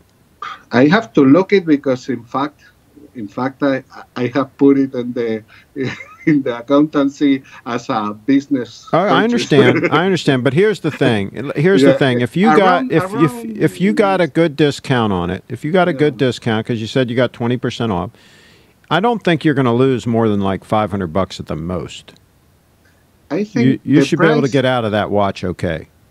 the price that I paid for this Hmm. was I have to look at it, but like 6,500 or something like that. Yeah, so you get Including 6,000, you're going to lose $500. yeah, and I think also I needed for this an extra link. In fact, they gave me two extra Jubilee links. Okay. But I can tell, yes, for sure, doing a final operation with someone would be better. But I can tell you that the offers from dealers for this one Yeah, comparatively no, no, are no. You much don't. No, lower. no, no, no. You don't want to take a Yeah, dealer offer on that. They're going to yeah, try to steal it from you. No, no, no. We need to yeah, find a yeah, direct buyer on that. I think yeah. $6,000.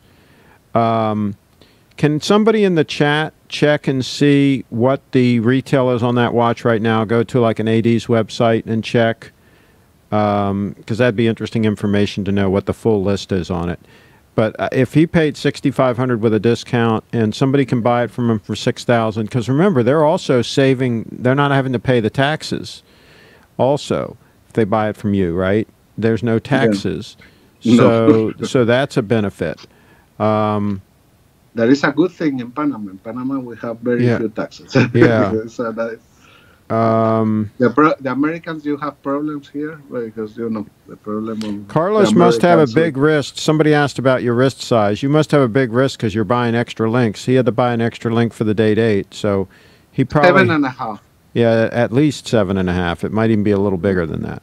No, I think that well, I don't know how to well, measuring normally about 7.5. Yeah, I think yeah, but I I think the date 8 is supposed to fit a 7.5-inch wrist without buying a link. So if you had to buy a link, you might be a little bit over I seven don't and a half. know the play I think where. they're engineered. So let me know in the chat, folks, because we talked about this once before. Let me know the factory sizing on a Rolex bracelet. Is it factory sized to fit a 7.5-inch wrist max? I thought that was the case. Let me know in the I chat. think I think that I must have a tape around. Let me check if I have a measuring tape. And Yeah. but yeah, but once I measured, it was basically that. So there you go, folks. We got a Rolex sale going on here. You guys talking about you want Rolexes? There's 3 of them on the table right there right now. 3 of them on the table. Have it on Rolex. Have it on a Rolex. Well, let's measure my online Let's get an auction going here. live. He's gonna measure his wrist. I don't know how to measure it. Don't make it tight. It's got to be just, No, you no. can't pull it into your wrist. You got to put it just resting on the wrist.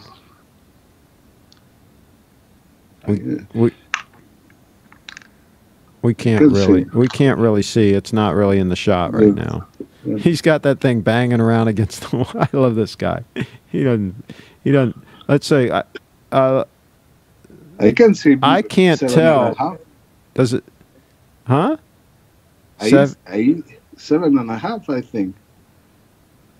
Yeah, I guess so. Let me know in the chat, folks, what you think about that, because I thought the bracelets were engineered to fit a 7.5-inch wrist without buying a link. So maybe it's a 7.25.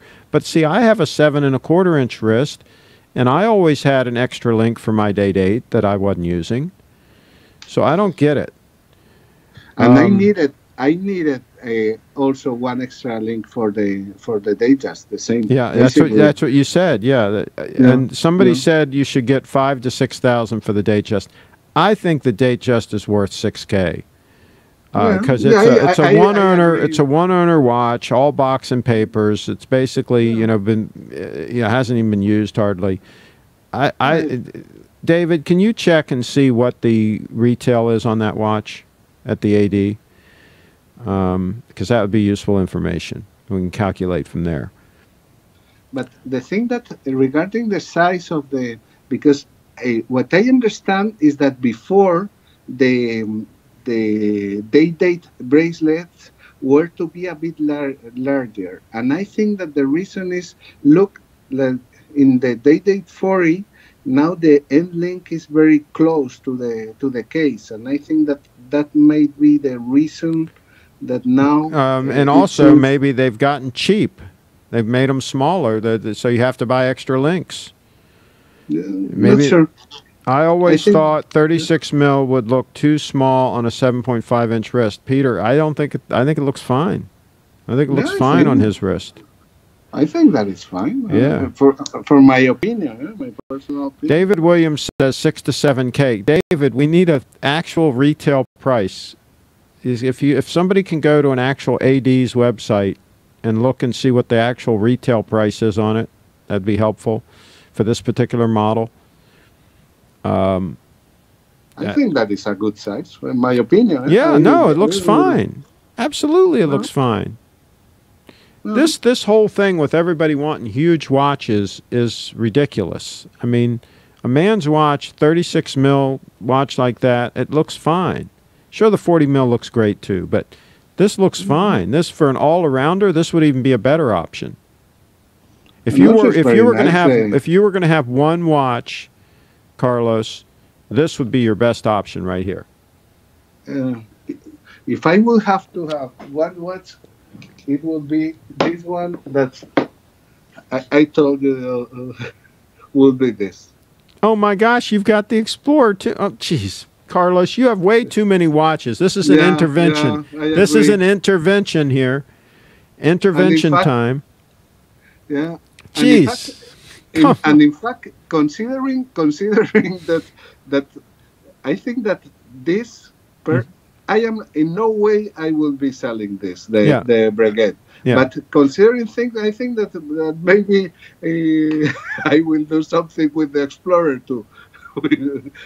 Maybe we will see.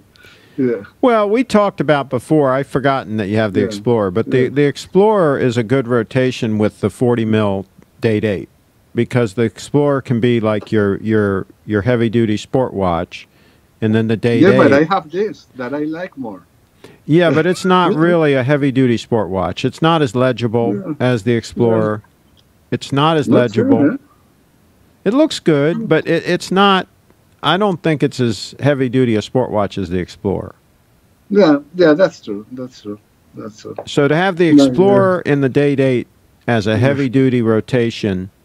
makes sense. I would sell the other Rolexes for sure. My gosh, come on. You're way too heavy in Rolexes right now. Yeah. How much? Coffee says how much for the Explorer 1? I don't think he's going to sell the Explorer 1. We're not talking about selling that one. I really feel I don't feel well for purchasing. So, but things happen, and you get the bid, and I had occasions to justify the purchases and to justify myself, and but I no, looking. Everybody's asking about the Explorer now. Would you sell the Explorer? Don't think so, but no idea. The thing is, I am not going to sell anything that I don't know what to do with the money. But it's something. Yes, it's strange. Probably sounds down for you, but I have these watches for a reason, and I want something physical to remember the reason that put me these watches in my wrist. Okay. All right. Sounds crazy, I understand it, but it's something. All right. So anyway, folks, if you want to make an offer on these watches, get in touch with Carlos. You know how to get in touch with him. Get in touch with him on the forums. Get in touch with him on, wherever. Get yourself a deal, man. This is a deal you can get directly from the guy. I wouldn't sell the Explorer if I were you, says Coffee Fanatic. Yeah, I would keep, of all the watches on the table right there, I would keep the Explorer and the Date 840.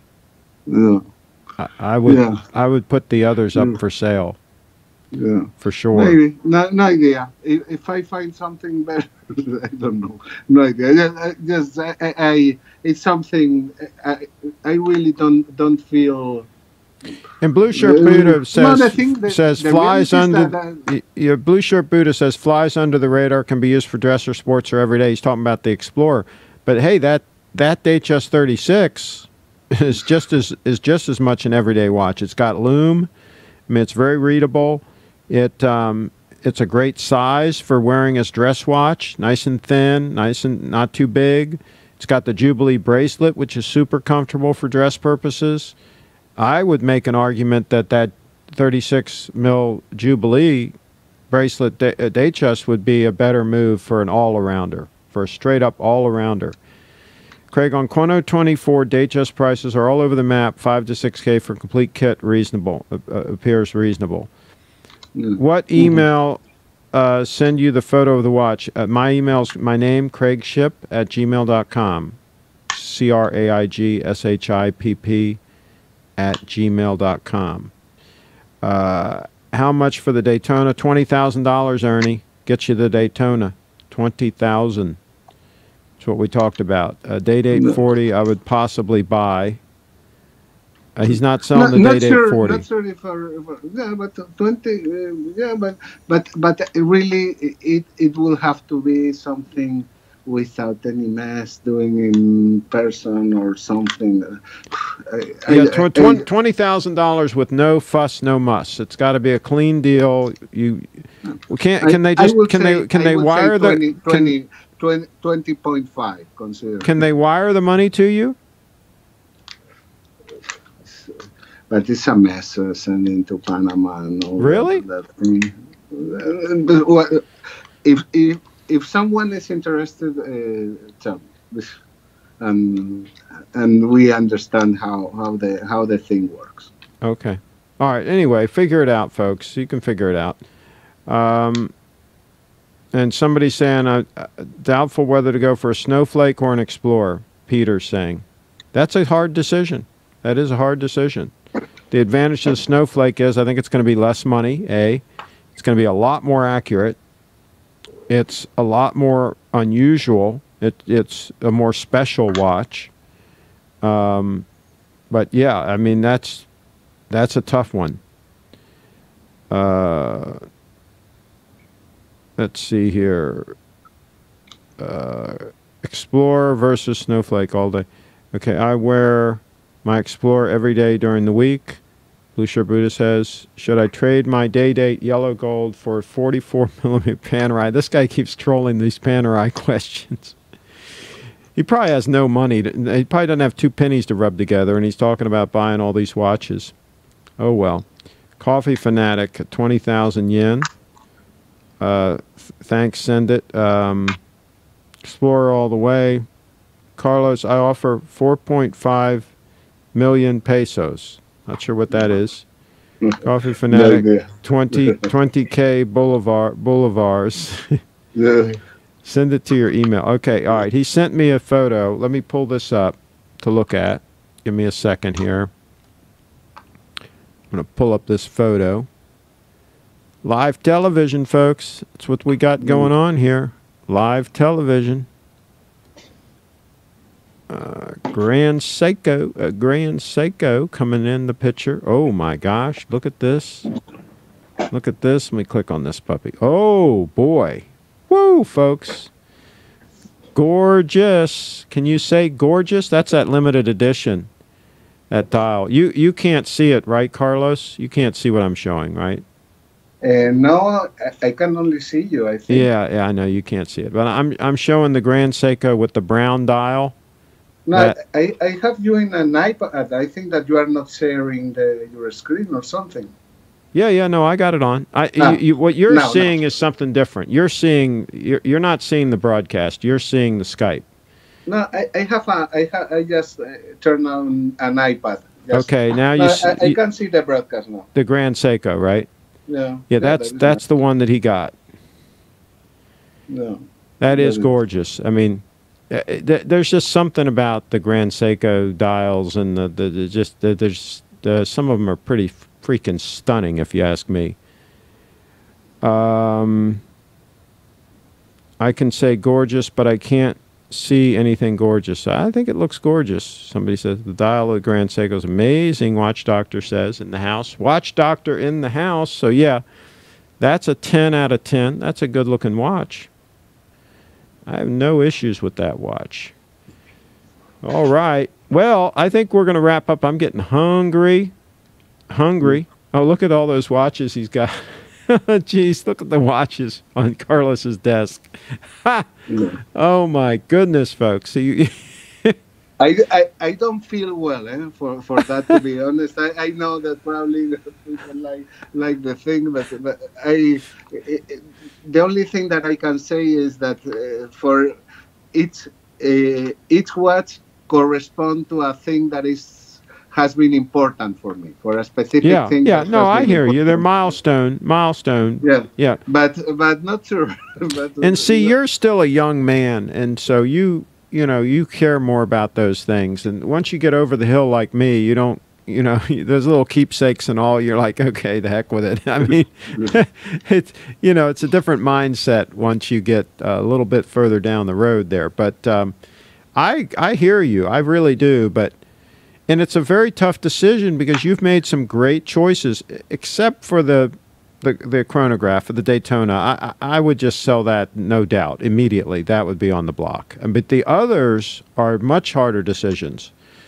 as far as whether or not to keep the Datejust or the Explorer, for example. Between those two, that would be a very tough decision for me.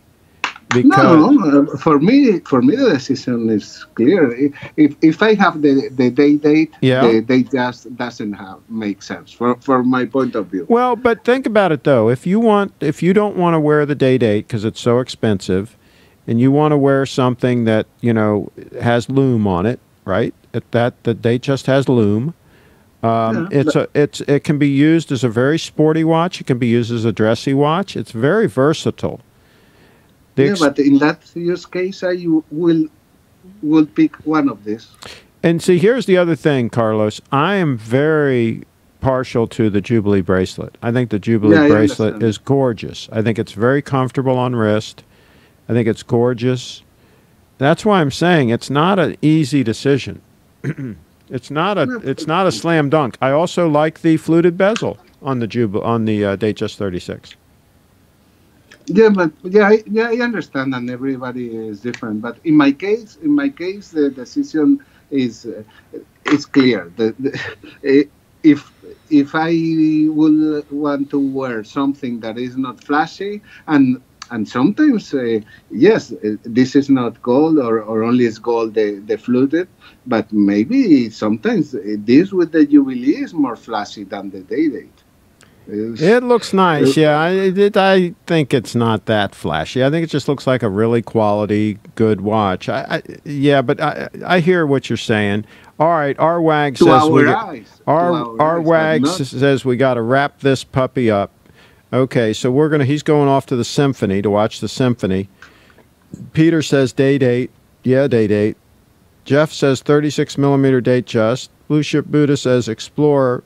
But I like the day date too. He really means, yeah, also. My favorite watch is the day date with white gold, not even close. Well, yeah, Wags, he's keeping that. That's not even debatable. That's not on the block. What we're debating is what other watches he keeps in addition to that. Thomas says Breguet Diver. David Williams says enjoy the symphony. And El President. The symphony? What symphony? Somebody's going to the symphony. Okay. And a 7:30 p.m. start time. And Craig, with all those Rolex, Archie might steal Carlos as a guest. Well, there you go. He should have Carlos on as a guest. He'd bring a little bit of class to the operation. Absolutely. No way. In fact, I am going to tell you something. I really appreciate a lot Archie, and I love the content. I watch every Archie video, but something that to me is amazing. I've considered sending him something for review, just to help him or whatever. But what is amazing to me is sometimes I don't know if that videos are real and there is real people on the other end. But it's amazing that people donate him $100 and the kind of insults and the thing is something Yeah, Well, yeah, for the show it's yeah, good, but people have sent him money and you know to travel and all kinds of things. Yeah, people definitely support him, and but I mean he's an entertainer. I mean he's a performer, and you know he's got fans, and they're willing to do that. Fine. I mean, but I yeah, I yeah. I would not. Here's the thing. I mean, like. I wouldn't give him money, like, for example, if I was expecting to get any money back.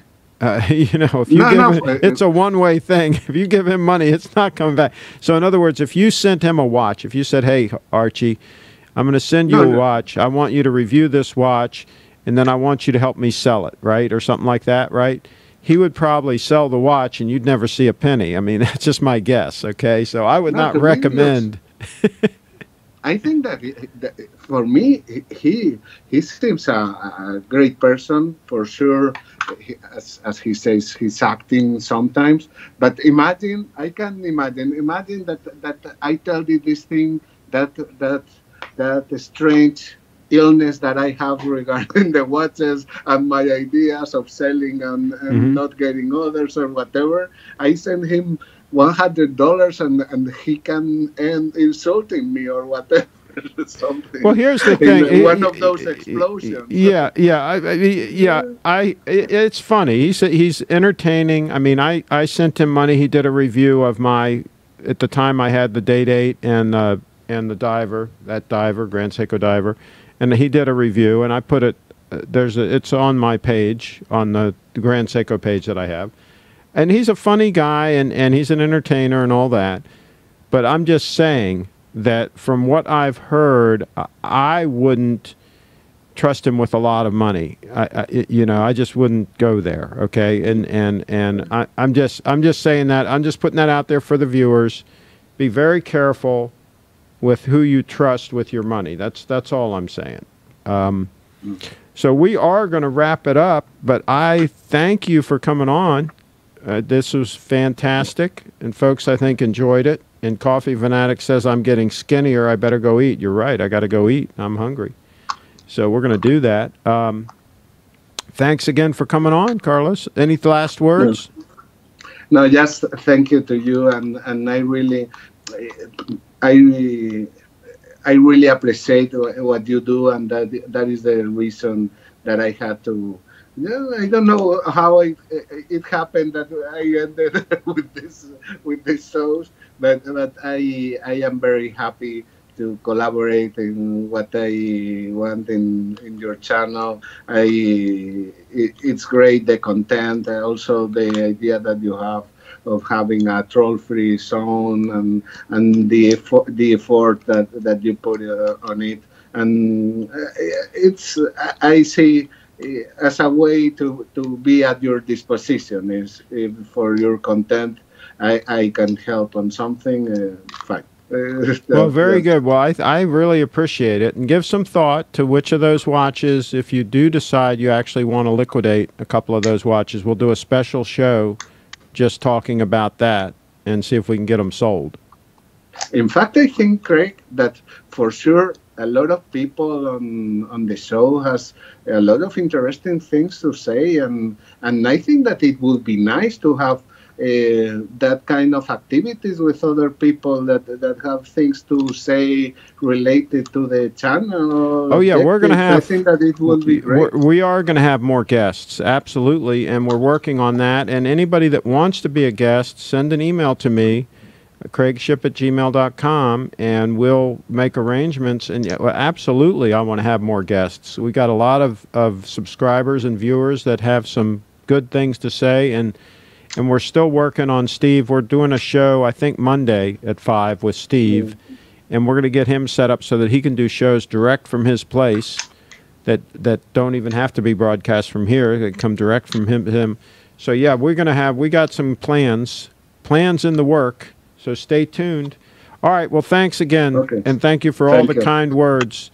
There you Okay. go. Carlos Thank in the you. house. Thank you again. Okay. Thank you. That's the way that goes. He was live in the house, folks, with watches that may be on the market. Rolexes, okay? Looking for new homes. So let's see here. We're going to wrap it up here. Happy diving, Carlos. Thanks, Carlos. Absolutely. I can't believe all those watches he has.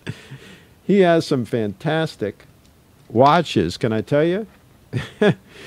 I mean, there are people that would love to have just one of those watches. Any one of them. He didn't buy any dogs. I tell you what, he's got some good-looking watches there. Dig up a picture of me in a charity... dug up a picture of me, a charity golf scramble with knickers and my date chest. Those were the days. Jeff Klein, did you email it to me? Let me check my email. I'll show it if you got it. I'll show the picture. Did you email it to me? Let's see here.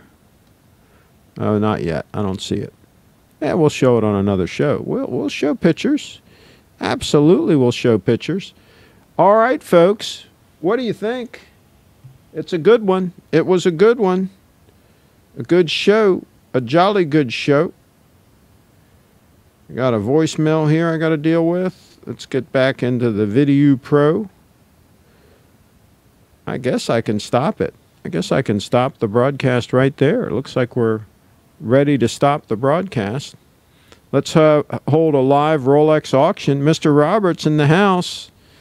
There you go. All right, folks. Hey, take care out there. Make some good decisions. And we'll see you probably Monday at 5. I think we're going to do that. Monday at 5. And Carlos is back. Carlos is in motion. Absolutely, Mr. Roberts. He's in motion. Talk about a guy that's making things happen. Yeah. No doubt about that. That's not even debatable.